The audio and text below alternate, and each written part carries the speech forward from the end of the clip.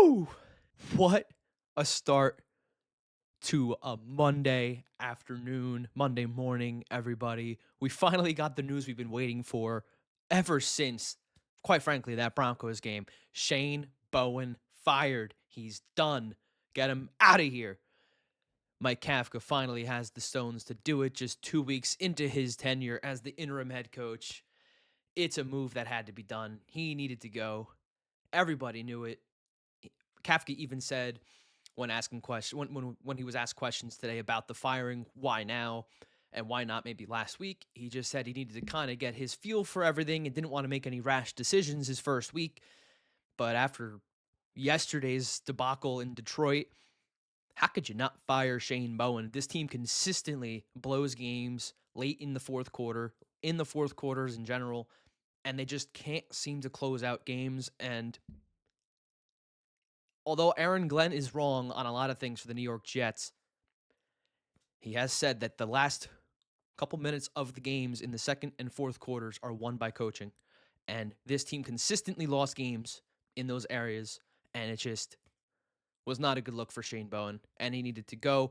So kudos to Mike Kafka for finally making the call, getting rid of Bowen, and starting fresh there. But what a season it's been for the Giants coaching staff as a whole. Obviously, Daboll starting out the year as head coach. He's been fired. Mike Kafka now in his second week, as the interim head coach. So now you got Tim Kelly being promoted from tight ends coach to the interim offensive coordinator. And now with Shane Bowen fired, now you name Charlie Bullen the linebackers coach or outside linebackers coach.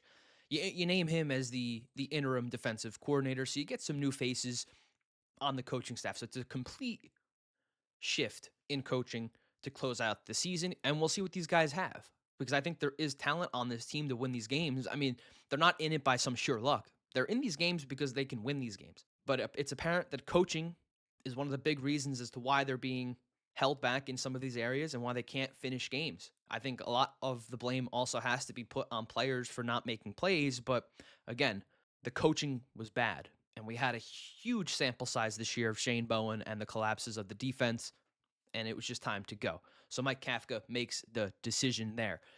And it's funny, I was making this video, it was going to be Giants-Lions, a breakdown of the game yesterday and what I thought went really well for the Giants, what went really wrong for the Giants. And then as I was starting to make that video, the news dropped this morning about the firing of Shane Bowen. So later on in the video, I'll touch on my breakdown and my recap of the Giants and the Lions game. So stay tuned for that. But I wanted to make this video in the beginning, at least, about Shane Bowen being fired and what this means for the Giants going forward, where they go at, who they decide to go with at this coaching position for next year, for the years to come. Do they hire internally? Can Charlie Bullen do enough for the remainder of the season? Can he do enough to win himself this job? I find it unlikely, but he will have a decent sample size. And to be honest, if the Giants can win some games and show the ability to close out some of these games, maybe he's got a shot to keep the job.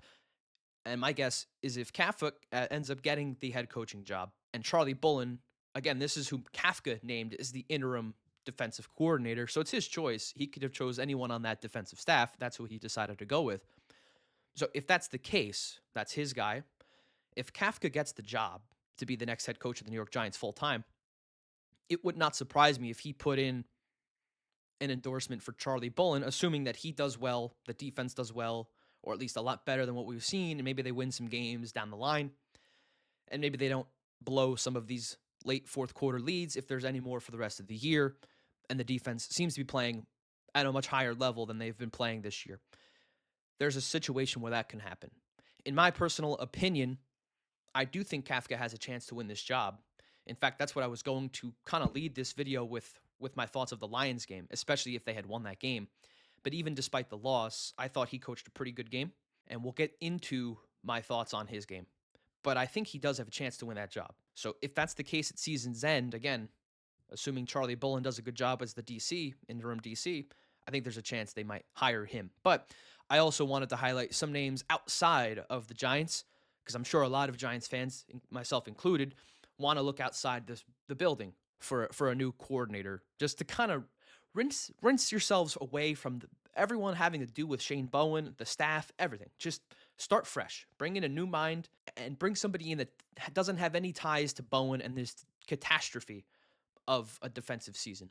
And maybe as the season goes along, maybe towards the off season, I'll have a more in-depth video with more candidates as we start to see who else is fired around the league or maybe who becomes more available out of college.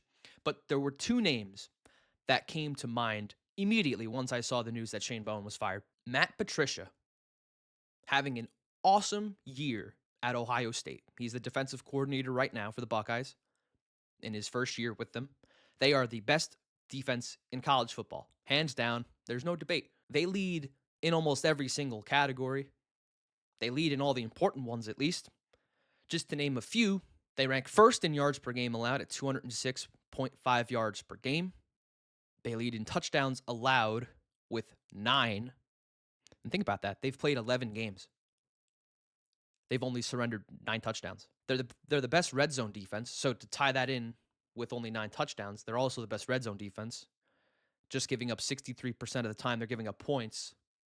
And that's in only 19 red zone attempts, again, in just 11 games. So teams are getting at most 1 to 2 red zone attempts per game, or a little bit more than half the time they get a field goal or they get a touchdown. But again, they've only given up 9 touchdowns. They're second best in the FBS in rushing yards per game allowed at 80 yards, only behind Texas Tech, which they sit at 72 yards per game.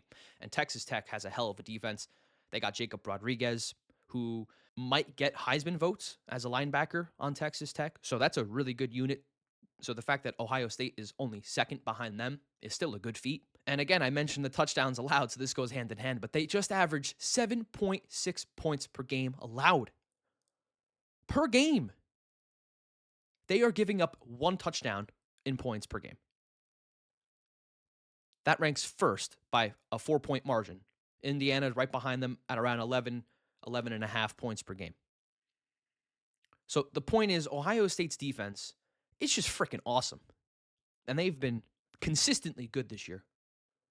Now, I will say, the main knock against Ohio State this year, they're 11-0, they're the number 1 ranked team in the country, is that their schedule has been a little bit easier than it has been in years past. And to that, I say that's a fair point. The real test will be this week against Michigan. They have to go to Ann Arbor. Michigan ranked 18 right now. I'm sure they'll move up on Tuesday when the playoff committee announces their updated rankings. They just had a big win at Maryland. That will be the biggest test for Patricia and this defense. Can they stop Bryce Underwood and that Michigan offense? And we'll see on Saturday. But if this defense continues to play up to its averages, then it would suggest that this defense is just freaking legit. And I think Matt Patricia might be someone you think about for the Giants. Just to kind of give you a background on his NFL resume, as again, he's at Ohio State right now. There's been some impressive points in his career. There's also been some failures that you guys might tend to think of first, since it happened more recently with Matt Patricia. So one of the better defensive coordinators in the NFL when he was with the Patriots under Bill Belichick from 2012 to 2017, holding that position. But before that, he had a couple of different roles with New England. From 2004 to 2005, he started out as the assistant offensive line coach. Then from 2006 to 2010, he was the linebackers coach, and in 2011, he was the safeties coach. So some familiarity coaching against the Giants in those 2 Super Bowl games, albeit they lost both of them in the 2007 and the 2011 seasons. But with his time on the New England staff from 2004 to 2017, in all of those roles I mentioned, he does have 3 Super Bowls to his name in 5 appearances. So he knows what it takes to win, and he's been a part of winning teams. As a defensive coordinator and as on just the defensive staff in general.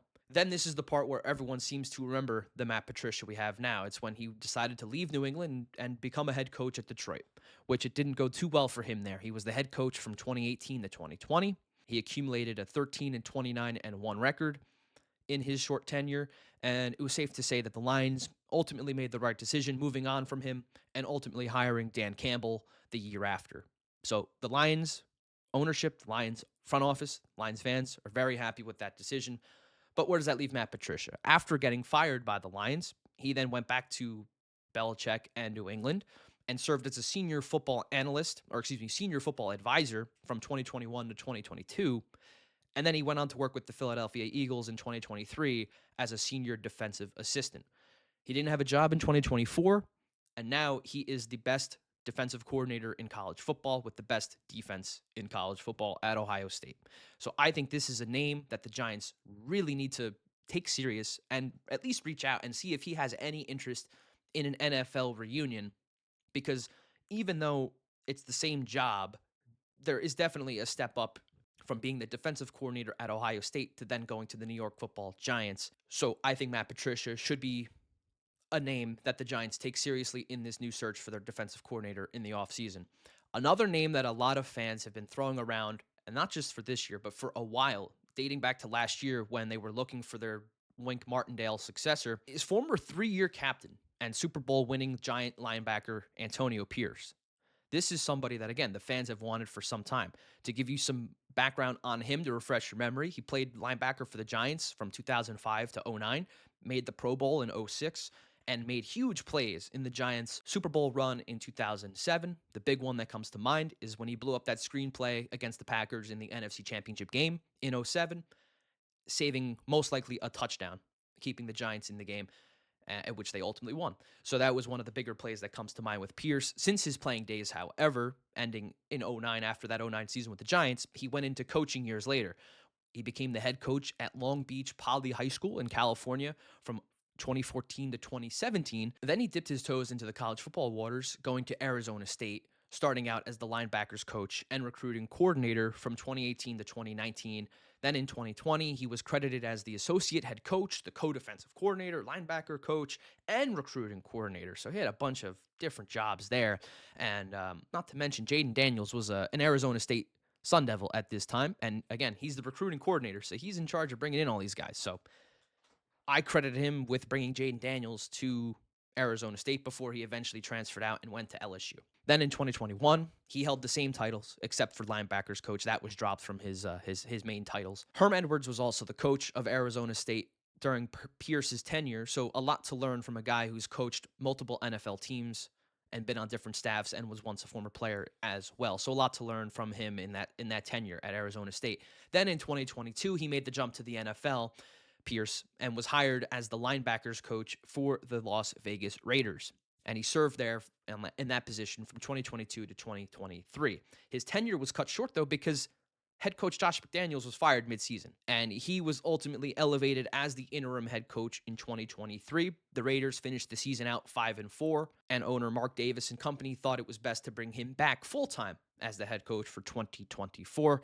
Well, the season did not go as planned. The Raiders finished 3-14 that season, and he was ultimately let go as the Raiders did a half-assed job of rebuilding, right? I mean, they part ways with Josh Jacobs, no Derek Carr, no Devontae Adams. Their decision to bring in a 74-year-old Pete Carroll and trade for Geno Smith from Seattle, then take a running back in the first round. Very interesting strategy. I felt like Pierce didn't get a fair shake there in Las Vegas. They kind of seem like they don't know what they're doing. They give Chip Kelly this humongous contract for $6 million to be the highest paid offensive coordinator this year, and he gets fired yesterday after the game against Cleveland. So it's really been a disaster over there in Las Vegas. Ownership needs to look themselves in the mirror and do a reality check, because this is just poor management from the Raiders.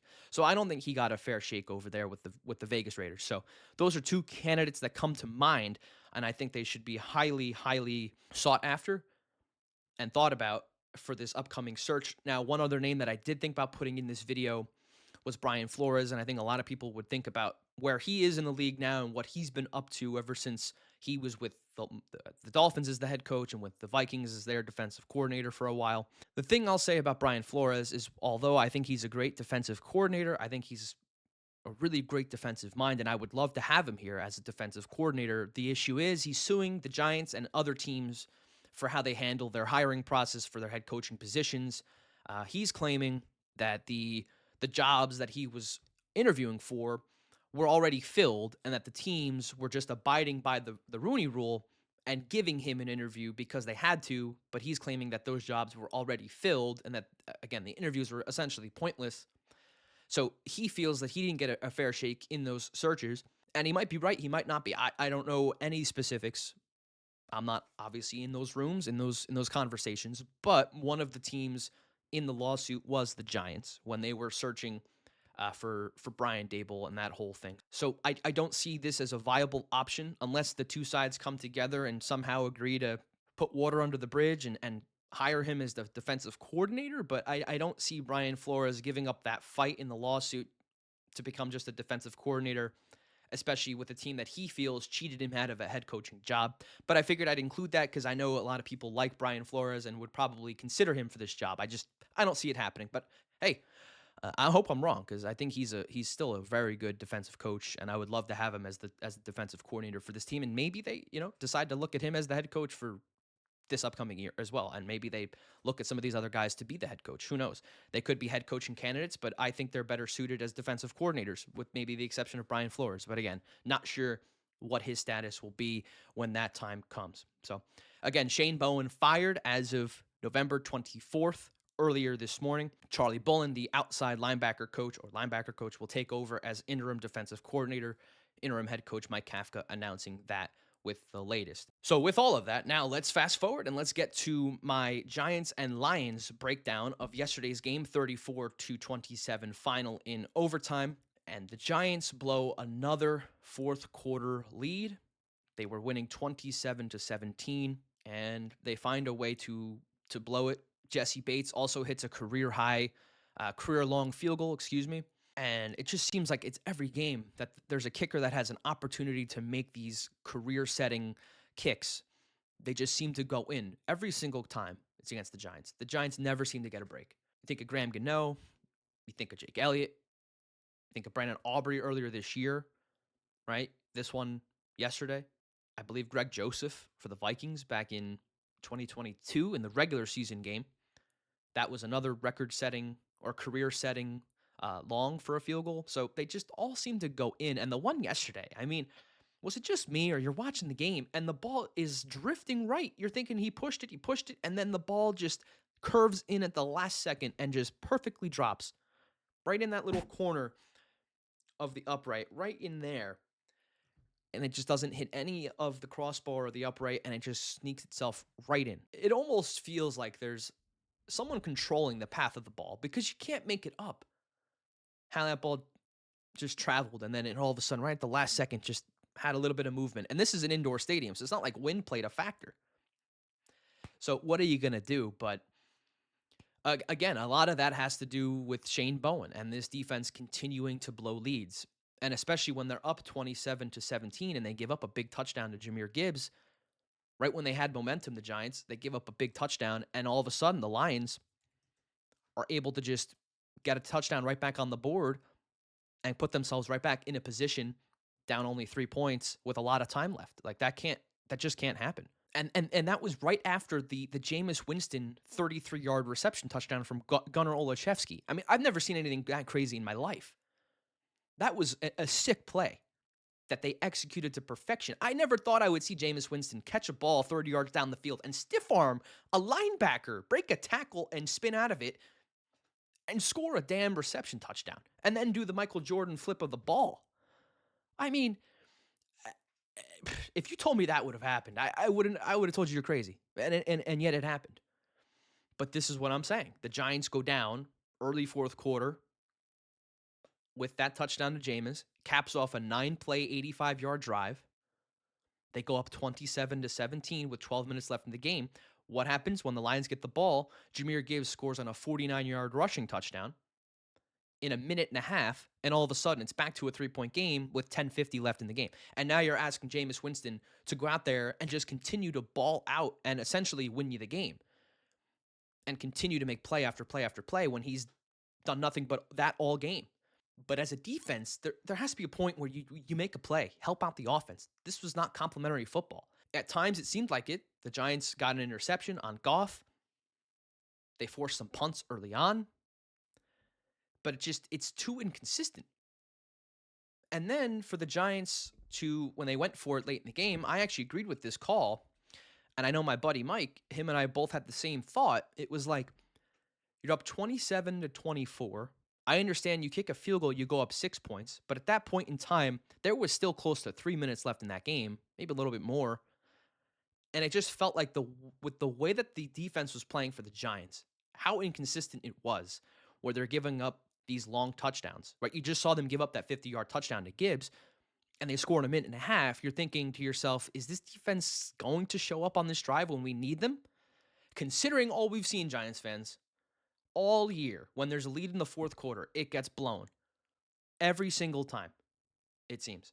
So now all of a sudden, you're going to change your tune and somehow believe this defense is going to hold a lead for you?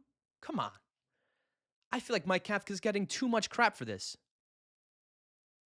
10 out of 10 times you'd go for that. With how this defense is played in the fourth quarters, Mike Kafka knows this. And unfortunately for him and the rest of the team, it happened again. So how can you explain to me that this defense was going to somehow stop the Lions from scoring a touchdown with 3 minutes left in this game, knowing that the defense has done nothing but choke leads all season long? I'm sorry, you can't convince me. And you can drop in the comments, you can hate on me all you want. I just don't see a reason as to why you would have thought that would have worked out. And it goes to show you, they gave up the field goal. And I know it was a long field goal, but again, they let the Lions get in a position where it's makeable. If they just keep it to a 65-plus yard field goal, keep them out of that range, you win the game. But no, they give up just enough yardage for Bates to get in range and to make that field goal. 13 plays, 53-yard drive, 2.5 minutes. They kicked that field goal with 30 seconds. I was so confident that the Lions would go down and score a touchdown. So what? You kick that field goal, so what? You lose by 1? 28-27? Great. Congrats. Or, excuse me, it would be 31-30. Congratulations. Like, you would rather that? I just don't see. Hindsight is 20/20, right? It's so easy to say that he was wrong because what happened. But put yourself in his shoes. The defense has done nothing but blow leads all season long. And you expect him to believe that the defense is going to make a stop late in the fourth? No. You put the ball in Jameis Winston's hands, who's been dealing all day, and you put the trust in him to go win you the game, to put it away and go up 34-24, 10-point game with 3 minutes left in the game. And then you make Detroit go down the field and get the score, and then they most likely have to onside if there isn't some long touchdown, right? I mean, so you're also 2-9 at this point. Obviously, you want to win, and I know Kafka is trying to win because he wants this job. It's not like he's going out there and trying to lose. But at some point, you have to be aggressive, and you have to know the situation you're in. Detroit is getting some momentum. They're outscoring you 10-7 at this point in the second half, and you're on their doorstep with a chance to put this game away, a game that a lot of people would say you stole, considering you're 2 touchdown underdogs going into the game. You have a chance to put them away and win by close to 10 points. Go for it every time.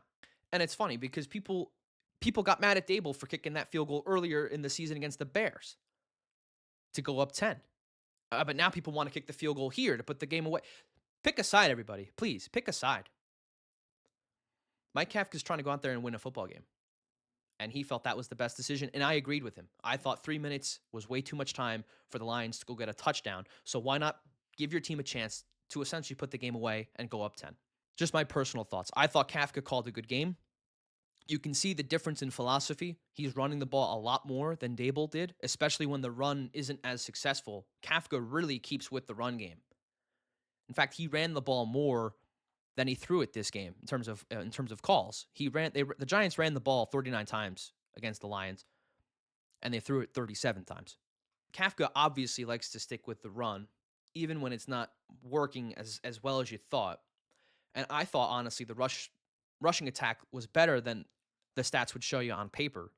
I thought Tracy, from just the naked eye watching, you would think he would have had more than 62 yards, but that's what he finished with on 20 carries. Singletary with 14 carries for 47 yards. But again, he stuck with it. And I thought the offensive line played very well in this game. I thought Winston at times was pressured, but early on in the game, Hutchinson wasn't much of a factor until overtime when he had the game-winning sack and earlier in the fourth quarter. But I thought the O-line played their ass off. I thought Andrew Thomas looked great. And how could you forget about the trick plays? I mean, the opening touchdown to Wandale in the end zone, the flea flicker back, and then later in the game, the play to Jameis. I mean, it was just beautifully written plays and crafted plays. That is what you do in a game where you are, quote-unquote, outmatched and you need to have an edge. He took Detroit's defense to school. So I thought Kafka called a really, really nice game. It's just unfortunate that his guys couldn't come up with a win in the end, and that Shane Bowen and his defense blew another lead. And listen, what else is there to say? The Giants were in a game that a lot of people thought they should not have been in, and they played a very good game until the closing minutes. The defense did not do their job, and then in overtime, inexcusable, give up a 69-yard touchdown to start the damn period.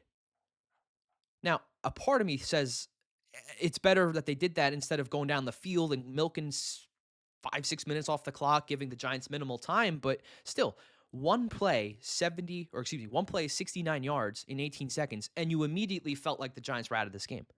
Immediately.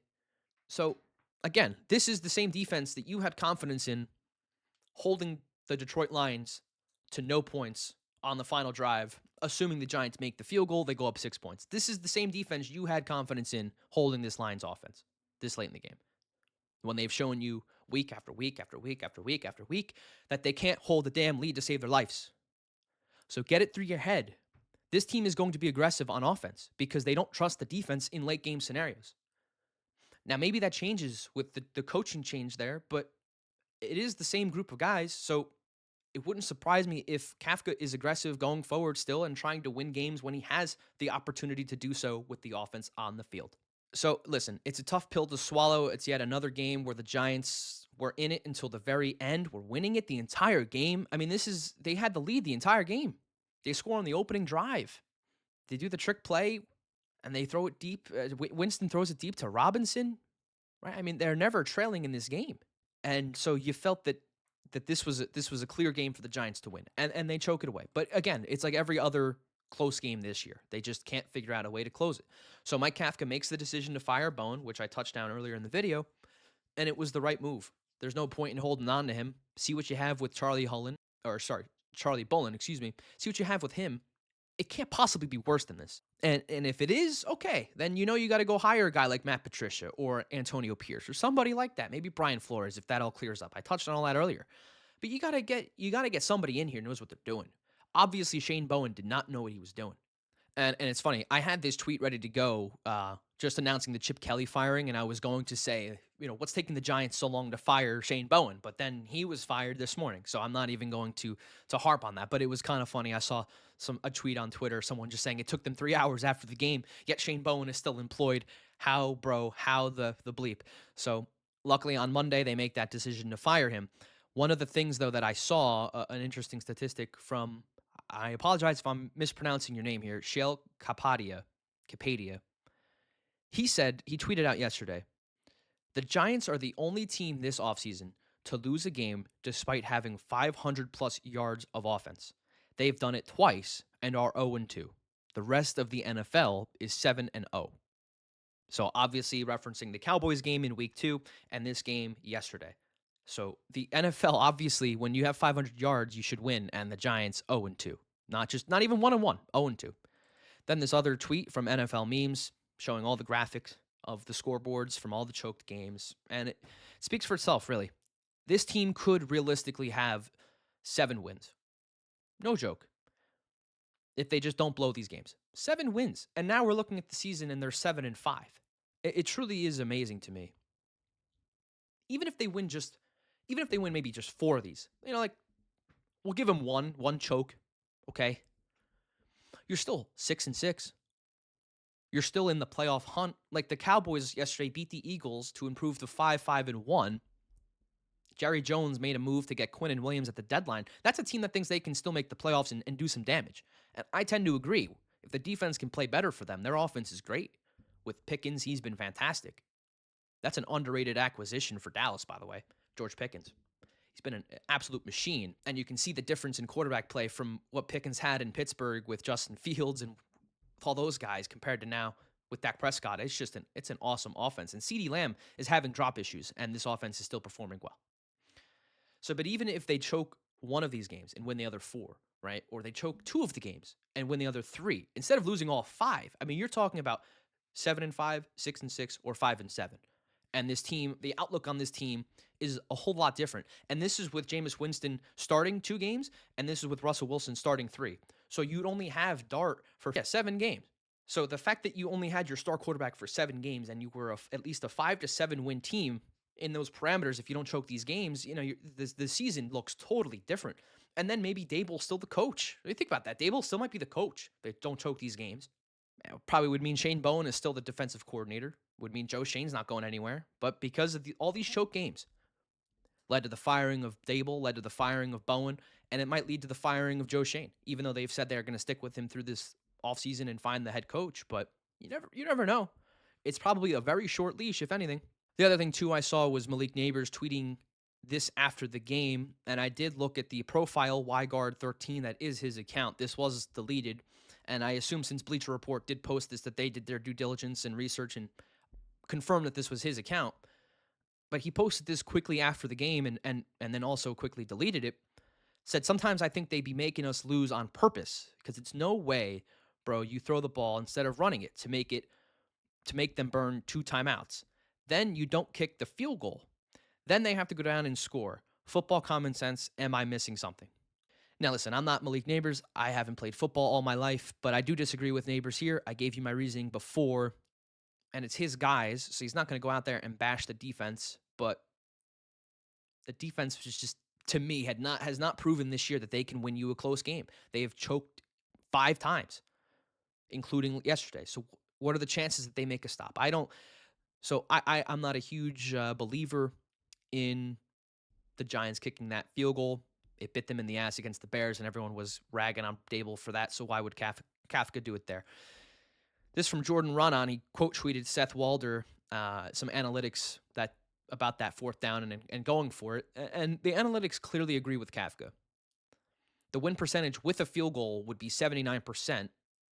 And the win percentage, if they were to convert and go, jumps all the way up to 87%. So you take the chance, you take the gamble, especially in a game where you're supposed to lose by 2 touchdowns, according to Vegas. And they don't get it wrong often. Usually Vegas, when they set a line, it's usually accurate.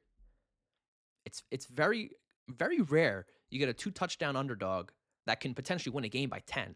It's a 24-point swing in a spread, by the way. I mean, it's tough to do. And then this from Justin Pennick, which just adds to the laundry list of reasons why Shane Bowen had to go before allowing 11.9 yards per carry today, which is just mind-boggling. The Giants have the worst yards per carry allowed in NFL history during the Super Bowl era. Think about that, Giants fans. How many times we rag on the Jets for not having won a Super Bowl since, our parents were like 2 years old. Think about that. In Super Bowl era history, think about all of the bad defenses ever. This is the worst rush defense in history since the Super Bowl era. I mean, it's just mind-boggling how bad they are. And you look at some of these teams that have been able to win games despite that number. And you look at the Bears this year. They ranked 10th, 5.2 yards per attempt allowed. And yet they're, on here it says 7-3, but they're now 8-3. They beat the Steelers yesterday, right? I mean, you look at Detroit in 2022. They went 9-8. That was the year they won at Lambeau. That was Dan Campbell's first or second year, I believe. And it kept the Packers out of the playoffs. And then the next year they had that big jump. The Giants in 2022, funny enough, how about that? The year they went 9-7-1. They ranked 6th all time. Buffalo, this year, they're right up there too, but they have 7 wins. Chargers in 2022, 2nd all time in most yards allowed on the ground. And they finished that year 10-7. So it's doable to win per this list here. It's obviously not ideal, but the Giants by far have the worst record of this list of teams at now 2-10. And it shows. They've been in all these games for the most part, except for the one at Philadelphia. That's really the only one. And the first game at the Commanders where you just didn't feel like they were in it. The Chiefs game, they were in it and they pulled away late. And then once started playing in Jameis, they've been in every single game. So again, Giants fall to 2-10. They have the Patriots on Monday Night Football next week on December 1st. So they don't have to play on Thanksgiving this week, but they almost give the Lions a scare as they get ready to host the Packers at home for Thanksgiving. So where do the Giants go from here? Obviously, it's apparent that Jameis Winston is quarterback 2 at this point. Russell Wilson should never touch the football field again for the Giants unless there's an injury to Winston and Dart can't go, obviously. But it's pretty apparent that Winston is the better quarterback to back up Jackson Dart. Now, again, I do hope at this point, selfishly as a fan, you want to watch Dart. You want to see him evolve. You want to see him learn, and you want to watch him play. He's a fun guy to watch. But at the same time, you're 2-10. The only real incentive to winning these games at this point is Mike Kafka trying to win the job. And I understand wanting to do that. Who wouldn't? But at a certain point, there's also something they have to factor in with Dart. Like, why rush him to play these games if he's dealing with concussions? And even if he's cleared, if he's 75% to play and he's not at full strength, I don't see the hurry in playing him right away, especially with how Jameis is playing. It's not like he's stinking up the joint and Russell Wilson's unstartable, right? I mean, and then you have nobody. Jameis is balling. So not to say just to ride the hot hand and bench Dart, but don't rush him back either, especially if this concussion thing lingers a little bit and he's not 100%. You already lost Scadaboo for the year for the ankle injury. Don't try and force Dart to play these games against tough teams too and risk the possibility of further injury when you're 2-10.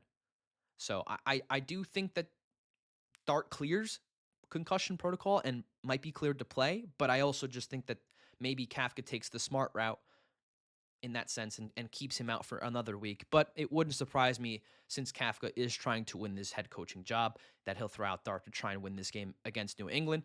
And at this point, I don't think the Giants are out of any of these games to close out the year. Like, they might be 8-9 point underdogs, maybe a touchdown underdog against the Pats. But quite frankly, they have shown the ability to hang in with all of these teams on their schedule, except for the Eagles the second time around, and they beat them earlier in the year. At least that's a good thing. You go into these games knowing that they're going to be close, or at least they should be. It's just the gut-wrenching blown losses at the end kill you as a Giants fan, and it gets tiresome. So hopefully that comes to an end now with Charlie Bullen taking over as the interim DC. Hopefully Kafka gets his first win as a New York Giant head coach. And again, if Dart plays, great. I hope he has a great game. And if not, I hope Jameis continues to light it up.